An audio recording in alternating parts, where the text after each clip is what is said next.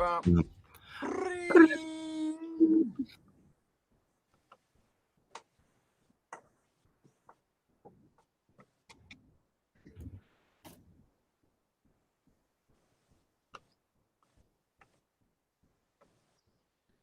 We don't Did they- deserve lasers. No Yeah, lasers you know are what? deserved today. I tried to summon them, and they didn't. How things are going to go today.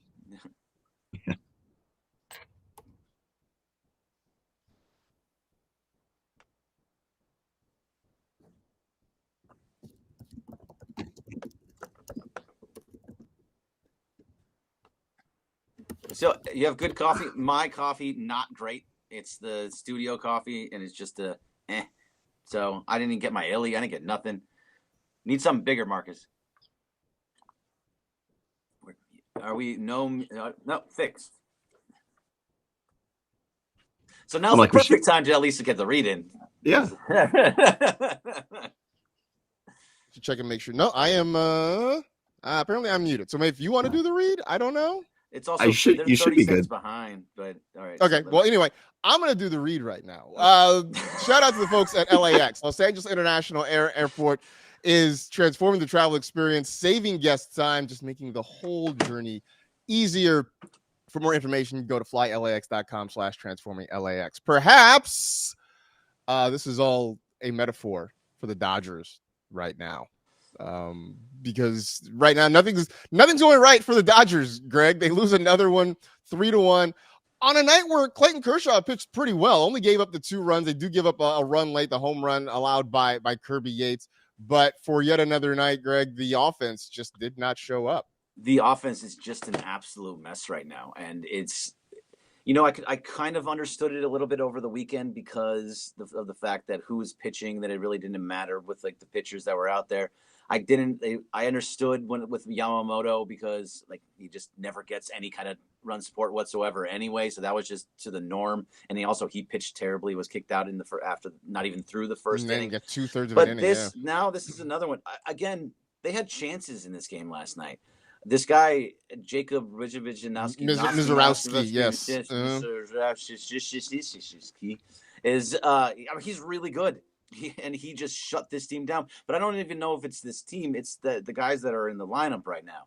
They're swinging at everything. They're being held off balance. They have no offensive flow. And honestly, maybe you can agree with me or not, but Muncy being out he was kind of a stabilizing force in the middle of that lineup. And when he's not in the middle of that lineup, they don't really have anything. You move in your 5-6 spots, you have Conforto and Kim. Like, though, that's your 5-6. It's just a bad lineup. And then rushing isn't very good right now. Outman is still just Outman and just been brought up. And Miguel Rojas, he has a game, then he doesn't have a game. He just is like your 5 through 9 is back to what it was at the beginning of the season. Yeah, I think that's the thing, Parker. I mean, we sort of knew that not having Muncy for this at least 6 weeks, who knows how much longer, was going to be a problem. But it's that the guys that they have to fill. I mean, now you have Kike on the injured list as well. We talked about them being short of pitching, but right now, Parker, they're short of bats. I mean, just offensive skill position players. They don't seem to have a whole lot of right now either. No, not at all. It's been terrible. I think over this 5-game stretch, only 8 runs. I want to say their lowest 5-game output in years. Yep. So you have that moment where, okay, this, obviously Shohei gets things started and 31st home run and is having an insane first half. But when nobody else is showing up at this point, it's really frustrating. I think there was that moment in the 6th or 7th when Ohtani got thrown out at home. Yep, they had the shot, second and third. Well, Freddie going up the right first base side just barely gets it. Tough. And they had shots. Yeah, our friend Conforto, of course, with the grounded out squelch in the rally. But I don't know, Marcus. I mean, this team desperately needs the All-Star break. I think that's the best way to put it. I put that in the caption, and I'm sticking with that because they need a little breather. Yeah, and I thought about this last night too, as the game was going on and they were struggling. Now, granted, look, Jacob Mizorowski right now is the new hotness across Major League Baseball, and you got a real good look at why yesterday, right? I mean, 6'7" with a fastball that tops out at 103. I mean, Greg, his changeup is 93 miles an hour. Like what is that, right? Jokes. I mean, so you're talking about an offense that even when things are going well, the Dodgers tend to strike out a lot. Even when they're scoring runs, even when they're putting the ball in play, they tend to strike out a lot. Now you got an offense that's going badly against a guy who is a strikeout pitcher. It just made for a really bad scenario. I mean, I texted you guys early on that Mizorowski might put up 20 strikeouts the way he was going. I mean, the first 6 outs he recorded were all strikeouts. Yep. I mean, I really don't know what else to say about it besides this offense is not going well. Parker, to your point, though, I did think last night as the game was going on that, remember last year, right before the All-Star break, this team went into a really bad funk. They had that series right in Detroit, I think it was, the last 3 games before the All-Star break, and it was a disastrous series. I mean, they didn't hit. The bullpen was awful. They played poor defense. I think they lost 2 of 3 and sort of limped into it. So, Greg, maybe that's what it is. Maybe just after the grind, after that death march through the Mets and the Padres and the Giants and all the Yankees, all those teams, they get through that really well. They go through the ups and downs, the emotional high of the Kershaw 3,000 strikeouts, the emotional low of the Muncy injury. Maybe they just need a reset right now. Yeah, they probably do. And look, if you want to be realistic about all of this, it's all going to be fine. Like I'm not worried at all about this team. But if you look, especially with it, you're not going to have this lineup: Shohei, Mookie, Freddie, Pages, Conforto, Kim, Rushing, Outman, Rojas. That's an average lineup. I know you have the 3 superstars at the top, and Pages has been good. But besides that, that is an average lineup, and maybe even you could say a below average lineup from that part down. That's not going to be your normal everyday lineup moving forward. But yeah, they need a reset because they're scuffling. Mookie is still he's getting hits every once in a while, but he's still kind of trying to find himself. He just missed a home run last night that really just missed one. Yeah, I thought he got one. Would have helped out. Freddie is still kind of lost in his swing. He started to pick it up at the beginning of July, and now he's kind of still back in this funk where he's looking frustrated again, and he's striking out a lot. When was the last time you saw Freddie Freeman strike out 3 times in a game? Yeah. And it feels like he's been doing it a lot more recently as well, where he's striking out a ton. So these things will all fix themselves, but that's what's going on right now, is that when you have the entire lineup up and down not playing well, you don't have a Muncy stabilizing piece who was getting big hits, who then would lead into Pages, who would get big hits. Now you have nobody in that middle, and that's a tough place to be, because you just think to yourself, if you're an opposing pitcher, Mizorowski, he's like, all right, I get through Shohei, I'm good. Right. That's kind of what it is. You mentioned Freddie Freeman. Over his last 5 games, 3 for 18, no home runs, no runs batted in, 9 strikeouts, 18 at bats, 9 strikeouts, which is almost unheard of for Freddie Freeman throughout his career. I do know he's struggling with his swing. I watch him, and it feels like his bat is slower now. Like it's just slowed down a little bit. Look, I get it. Facing a 100-mile-an-hour fastball, he's gonna make a lot of people's bats look slow. but Freddie just seems to be in a really bad funk right now. So he's also swinging at pitches low. He's swinging at pitches that he just normally doesn't. He usually has a much better understanding of the strike zone, and he's kind of all over the place right now. Yeah. The good news in all of this, though, is even with the Dodgers struggling, even with them having lost 5 in a row, still a pretty comfortable lead in the division. I know the Giants have decided they're going to go back to their weird, wacky, devil magic ways of winning games. I don't know if you saw the inside the park walk-off. That was ridiculous. It hit off the wall and shot to the left. Yeah. So that's how they win last night. So the Giants within 5, the Padres get a 1-0 win over the Diamondbacks, and 2 offensively challenged teams matching up against one another. So they're within 6 right now. So that's all the bad. Let's get to something semi-positive, though, right? Tyler Glasnow is back. Yeah. You know what? When I said it, I looked at the screen. I wanted to look at your face directly. Just wanted to see what the reaction was going to be. it is a good thing. It is a good thing that he's back. It just depends. I mean, if you're expecting him to go 5 innings, 6 innings today, you're insane. He's going to go he's probably going to be on a pitch count. I don't know. I didn't see that for sure, but he's probably going to be on a bit of a pitch count. He hasn't pitched since April. I just can't imagine he goes more than 2-3. It's basically just a Shohei type bullpen game where you have an opener that's a really good pitcher and they're going to go 1 or 2 or maybe 3 innings. I don't expect a lot out of Glasnow today, and who knows, his knee might be like, oh, I got a sting on my pinky toe, and then he's done. So we just don't know what he's going to do. But I mean, Parker, like the upside is it is one more arm back in the rotation. Hopefully they can build him up because, I mean, right now, really this rotation it's Yamamoto most days. We'll throw out what happened the other day. It's Yamamoto most days. Kershaw is back to pitching well because he pitched well last night, right? I mean, he gave it just 2 runs in 6 innings. Generally, that's good enough to get you a win. So you got Yama, you got Kersh, you got May half the time. So, I mean, Parker, just getting Glasnow back is encouraging for a team that just needs more pitching.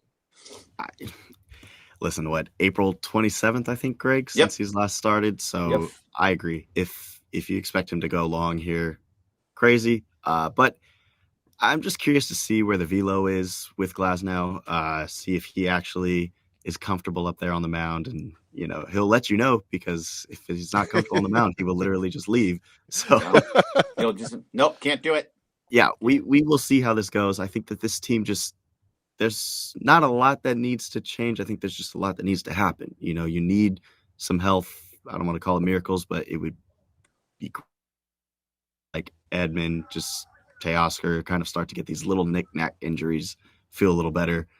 Good morning to DeMarco Farr, who just walked in. You could hear him from all the clothes doors. That's what I was listening. I heard that voice. I'm like, what is that? We're at a radio station. We're at a radio station that we're supposed to have soundproofing everywhere, and DeMarco's coming through doors. Still loud enough. That's the kind of energy we need to pick ourselves up for today's Dodger game, Greg. I think that we're going to get some decent shining moments from him, but that's just Glasnow. He has some of the nastiest stuff in the game. We just got to see if the offense picks it up, Marcus. Yeah, I mean, I think that's it too. And you sort of hit on another thing too, right? Is that, you've got the situation of just guys that are just sort of banged up right now, right? I mean, Kike on the IL, Teoscar dealing with some things, Tommy Edman dealing with some nagging injuries. And so to your point, Greg, that is why the lineup looks the way it does, right? That's why we're seeing Miguel Rojas get so many at-bats. That's why James Outman is here at all. Yep. I keep saying it. Like, as much as the Dodgers maybe internally are trying to figure out how to get Michael Conforto out of the lineup, things just keep happening, and they can't get Michael Conforto out of the lineup. I mean, whether they want him to or not, he is going to play every day just because they got to run 9 guys out there, right? So Michael Conforto is going to continue to play in this situation. So hopefully, I just thought about this as we were talking.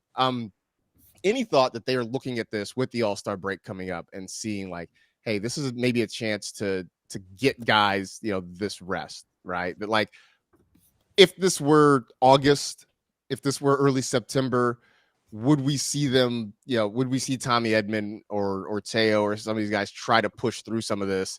Greg, I do get the feeling that, Dave Roberts looks around and he's like, all right, we can steal 3 days with the All-Star break, 3 or 4 days with the All-Star break.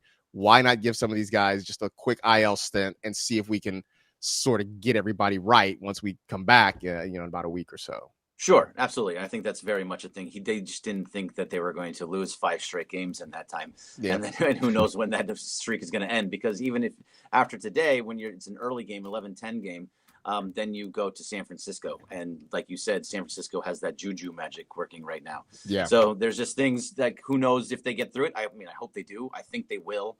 But it's, getting guys time. And it's a good place to start getting guys like Ha-Seong Kim, where we've been screaming for him to get more appearances. He's getting these appearances and he's doing absolutely nothing with it right now.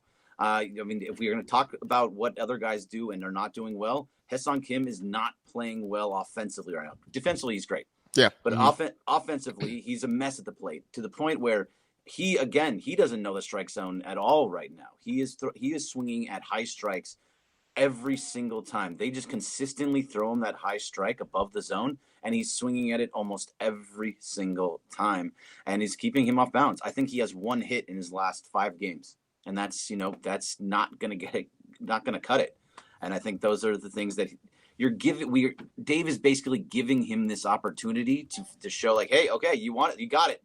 This is your chance. Edman's out. Teo's out. We have to play all these. Playing Rojas. And when Edman does come back, he's going to play some third. So we need you at second and center. We need different things from you. He's got to hit. I mean, he just does. He does have to hit. And I do think we're seeing a little bit of why Dave Roberts was so hesitant to have him in the lineup more often. Yep. Now, I think they overplayed it early. So here's the thing. I don't think they found that happy medium yet with Ha-Seong Kim, right? Like early on, I think they were too cautious in keeping him out of the lineup. I thought there were days that he could have played a little bit more and he didn't. Now they're almost forced in the situation where he does have to play every day.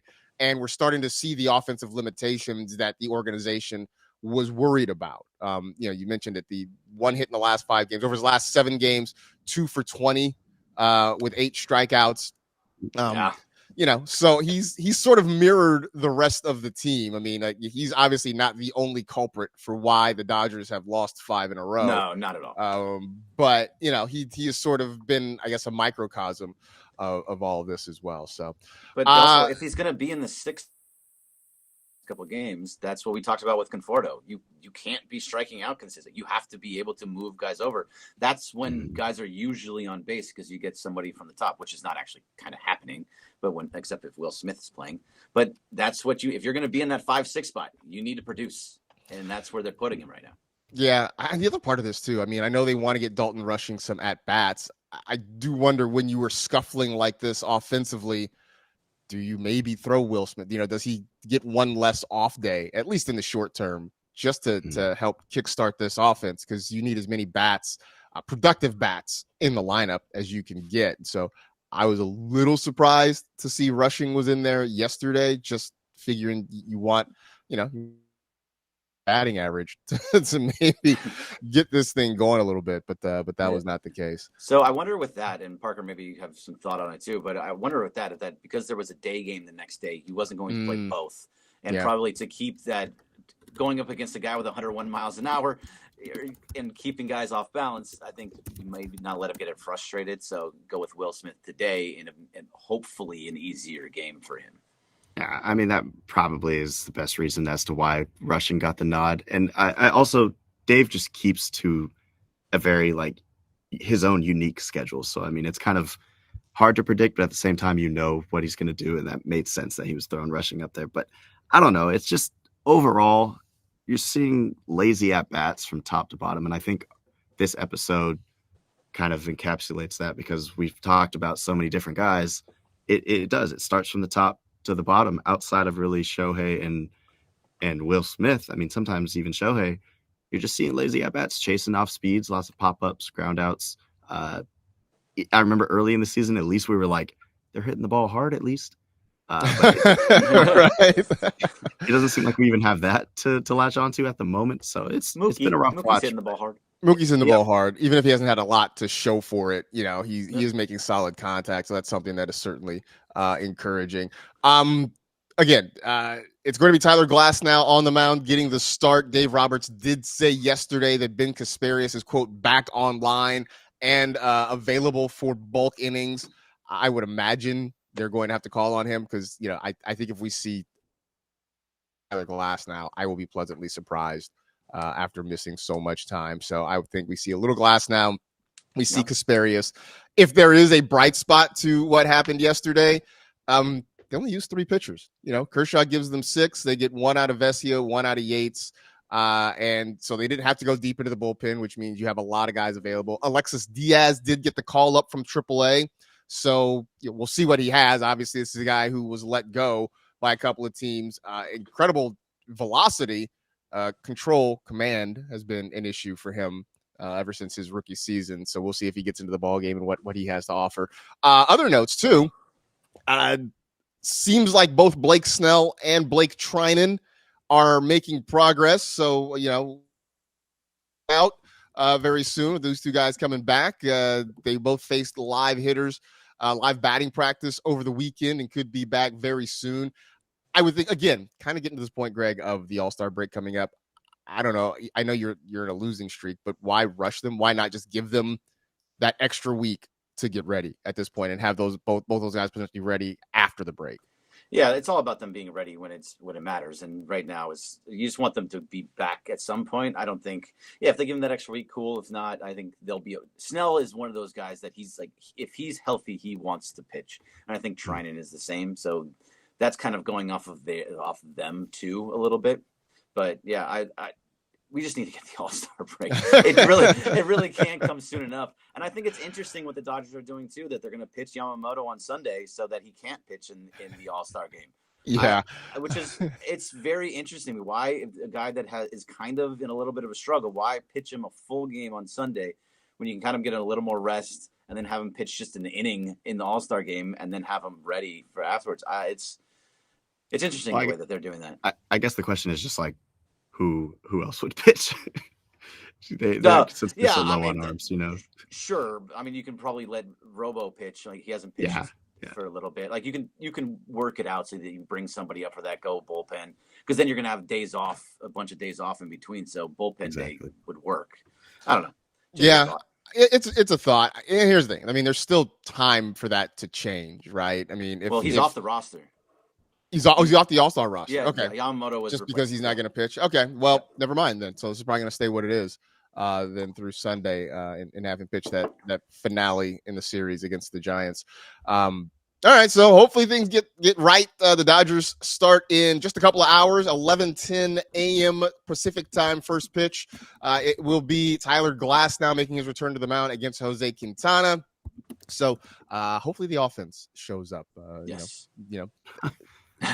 I don't know what what they got to do, what it is to get going, but hopefully something gets going again, and they get at least one of the three in Milwaukee. They break out of this 5-game losing streak. Now after winning 6 series in a row, they've now lost back-to-back series. So hopefully they can kind of get right again before they have to head to San Francisco and deal with a Giants team that is getting hot right now. So anyway, that'll do it for this edition of the Blue Review presented by LAX.